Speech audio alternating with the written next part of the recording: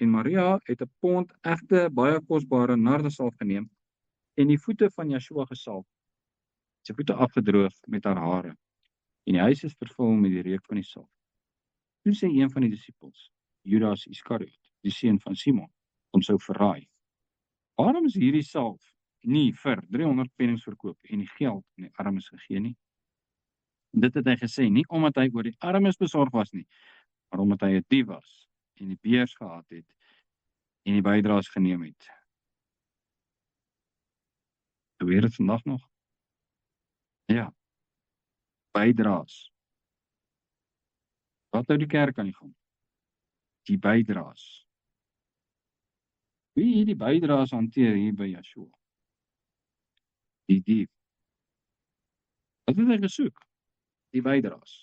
Hy het Yeshua verloon vir die bydraes. En wat gebeur vandag? Judas verloon die ware Christus vir die bydraes. Dis 'n beskuldiging wat ek maak. Die Judas staan op die preekstoel en sê, so spreek Jahwe vir die bydraes, want hulle is diewe. Ek sê weer, dis 'n beskuldiging wat ek maak. Want hulle verdraai die woord en hulle sê wat die gehoor wil hoor. Hoekom? Terwille van die bydraes, want hulle is diewe. Ek kan nie sê hy het net vir sy volk gesterf nie, want dan's die bydraes weg. Letterlik. Al sien die predikers dit nie woord. Al glo hulle dit dalk, hulle sal dit nie sê nie. Want dan's die bydraes weg. Daar gaan die dominee van die NG Kerk en hy laat homself skelm doop, want hy sien hy moet gedoop word by afwassing van sy sonde. Maar hy sal dit nie vir sy gemeente sê nie terwille van die bydraes. En dan gaan sy werk verloor. So wat sê hy? Wel, ek is nou weer gebore, ek gaan in die koninkryk van God in, maar vir hulle, vir wie ek verantwoordelik is, gaan ek dit nie sê nie, hulle kan maar verloor gaan. Van die bydraes. En ons kyk na Judas en ons dink, wat 'n skurk. Hy sien hierdie wonderwerke en nog steeds sien hy kans om Yeshua te verloon.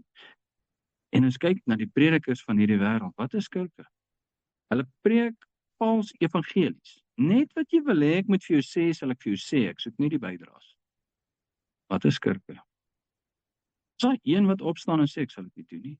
Ek sal die waarheid praat. En as dit my posisie kos, dan kos dit my posisie. God sal my sorg. Waar's daai man?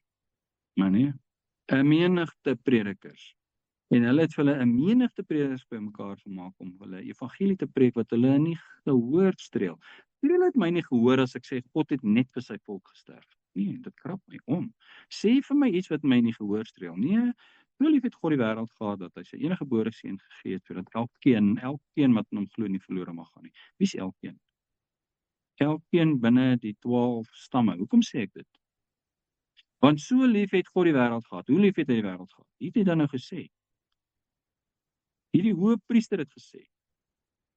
En dit het hy nie uit homself gesê nie, maar omdat hy daardie jaar hoëpriester was, het hy geprofeteer dat Yeshua vir die volk sou sterf. Dis hoe lief hy die wêreld gehad.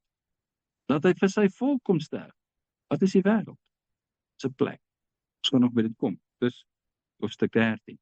Omdat hy sy eie mense in die wêreld lief gehad het. Dis 'n plek. So lief het God die wêreld gehad.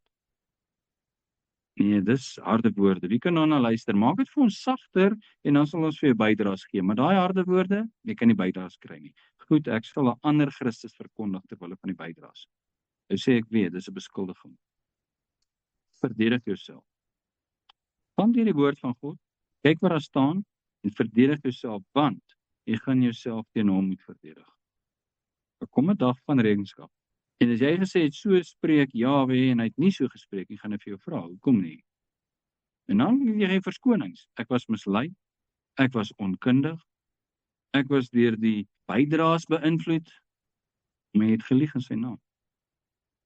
Gesê, so spreek Jahwe. As jy Yeshua se woorde spreek, gaan jy vervolg word. As jy nog godsvrugtig wil lewe, sal jy vervolg word. Mense gaan nie van jou nie Sy eie disippels het weggeloop.